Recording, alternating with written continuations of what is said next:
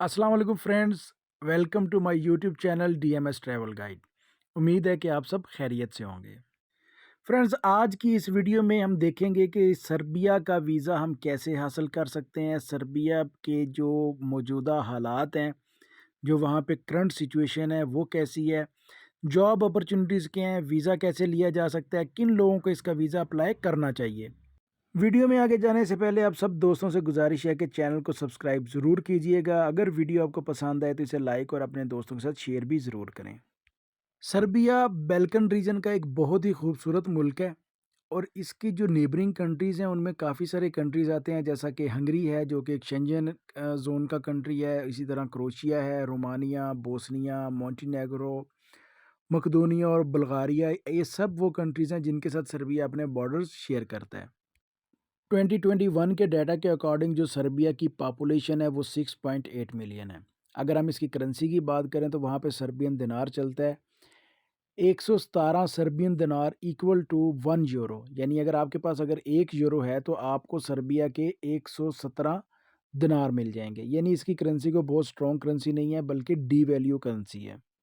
अगर हम literacy rate की बात करें कि वहाँ पे कितने परसेंट लोग पढ़े लिखे हैं, तो वो 99.48% लोग वहाँ पे एजुकेटेड हैं।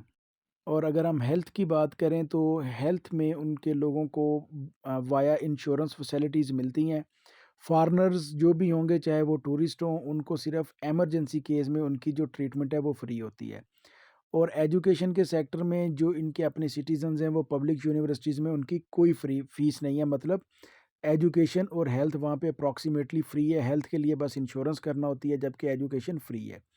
अगर हम वहाँ पे जॉब्स की बात करें तो फ्रेंड्स वहाँ पे जॉब्स आपको बहुत कम मिलेंगी, क्योंकि जो सर्बियन लोग हैं वो बहुत कम वेजेस पे काम कर रहे हैं ऑलरेडी।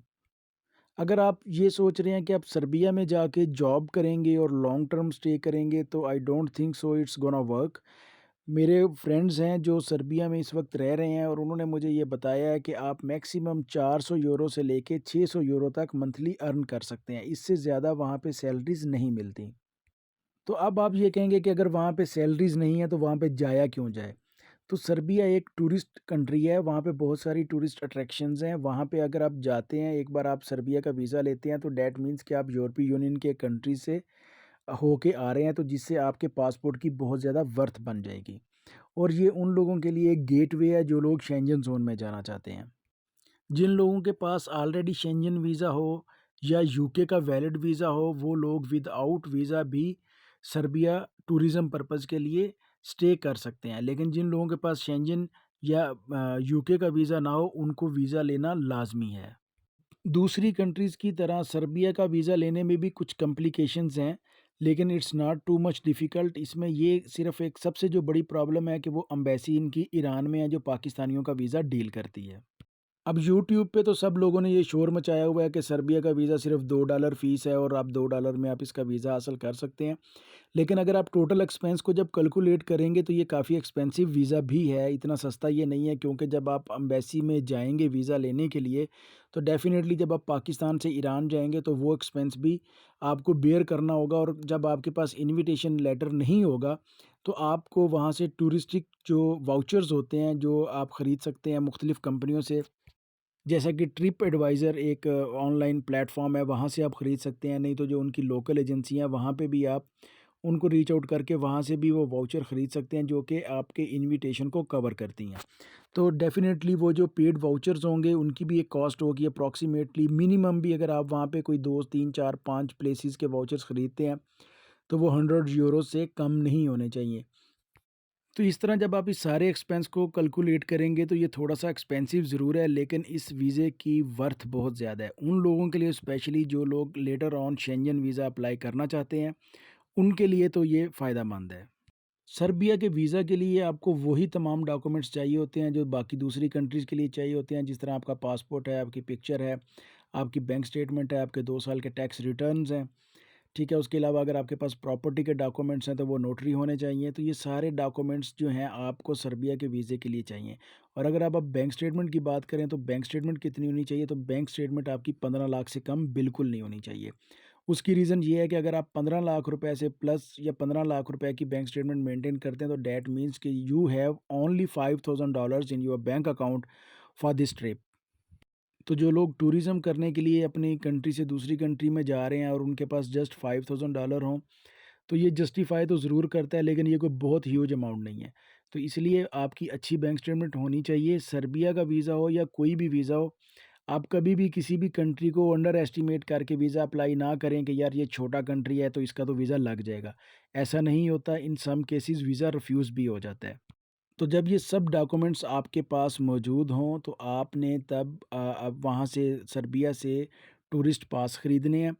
उन जब वो पास आपको मिल जाएँगे, तो उसके बाद सर्बिया की जो एम्बेसी ईरान में है, उनके ईमेल पे आप उनको ईमेल करेंगे कि आप सर्बिया का वीज़ा अप्लाई करना चाहते हैं, तो अपॉइंटमेंट दें। तो वो आपको अपॉइंटमेंट देंगे, आपने ईरान का वीज़ा लेके सर्बिया की एम्बेसी चले जाना है और वहाँ पे जाके आपने अपना पासपोर्ट अपने डॉक्यूमेंट्स के साथ सबमिट करवा देना है। तो वहाँ से आपका सर्बिया का वीज़ा आसानी से लग जाएगा, और बेहतर है कि अगर आप वहाँ से वीज़ा गेन करके वहीं से ही सर्बिया ट्रैवल कर जाएँ। अगर आप वापस पाकिस्तान आते हैं और पाकिस्तान से ट्रैवल करते हैं, तो पाकिस्तान से जो सबसे सस्ती एयरलाइन है जिससे आप सर्बिया जा सकते हैं, वो है पिगासिस एयरलाइन। पिगासिस एयरलाइन कराची से आपको इस्तांबुल लेके जाएगी और इस्तांबुल से आगे आपको वो सर्बिया लेके जाएगी, जो कि उसका कैपिटल है सर्बिया का बेलग्रेड। वहाँ पे ये फ़्लाइट जाती है पिगासस एयरलाइन, जो कराची से ऑपरेट होती है। बाकी इस्लामाबाद या लाहौर से अगर आपने जाना हो, तो उसके लिए दूसरी एयरलाइंस आप यूज़ कर सकते हैं। जब आप वीज़ा की एप्लीकेशन सबमिट कर रहे हो, तो डेफ़िनेटली आप ट्रैवल प्लान देंगे, आप अपना कवरिंग लेटर देंगे, होटल बुकिंग देंगे, फ़्लाइट बुकिंग देंगे, बैंक स्टेटमेंट देंगे, ये सारी चीज़ें आप देंगे। तो इसके साथ आपको चाहिए कि जितने दिन का भी आपका स्टे है, फॉर एग्ज़ाम्पल अगर आप जा कह रहे हैं कि आप 15 दिन के लिए सर्बिया जा रहे हैं, तो आप 1 मंथ की ट्रैवल इंश्योरेंस भी साथ ज़रूर करवा लीजिएगा। अगर आपके पास सारे डॉक्यूमेंट्स कंप्लीट हैं, यानी जिस तरह आपको आपके ट्रैवल प्लान का पता है, आपको आपकी होटल बुकिंग पेड है, जब आपका वीज़ा लग जाए तो आप उसे ट्रैवल करने से पहले पे कर लें। उसके बाद आपके पास तकरीबन 1500 यूरो आपके पास हो, कि जो आपके ट्रिप कास्ट को कवर कर रहा है। जब आप वहाँ पे एयरपोर्ट पे पहुँचे, तो सर्बिया आपको डिपोर्ट नहीं करता। इस रीजन में अगर आप कंपेयर करें डिपोर्ट होने की रेशो, तो जो सबसे ज़्यादा डिपोर्ट होने की रेशो है वो अल्बानिया की है। कि आप जब भी ई वीज़ा लेके अल्बानिया के एयरपोर्ट पे पहुंचेंगे, तो वहाँ से 90% चांस हैं कि वो जो है वो आपको डिपोर्ट कर देंगे, या कुछ अदर वेज़ होते हैं जो वीडियो में आई थिंक डिस्कस करना इज़ नॉट सूटेबल। तो वो लोग सेटिंग्स वगैरह करते हैं। तो मैं तो कभी भी ऐसी चीज़ें प्रेफ़र नहीं करता। तो अगर आप दूसरी साइड पे देखें, इसी रीजन में, बाल्कन रीजन में, अगर आप सर्बिया ट्रैवल करते हैं, तो सर्बिया से आपको डिपोर्ट होने का कोई मसला नहीं है, अनटिल अनलेस कि आपके पास कोई प्रोहिबिटेड चीज़ ना हो, या आपको अपने ट्रैवल प्लान के बारे कुछ भी पता नहीं है, या आपको ये भी पता नहीं है कि आपका होटल कहाँ है और कितने दिन का आपने पे किया हुआ है, या आपके पास जो शो मनी है वो बहुत कम हो, तो जिससे इमिग्रेशन ऑफिसर को ये डाउट हो जाए कि आप यहाँ पे टूरिज़्म पर्पज़ के लिए नहीं बल्कि किसी और पर्पज़ के लिए आए हैं, तो in that case they have rights to deport you. Otherwise Serbia से डिपोर्ट नहीं किया जाता।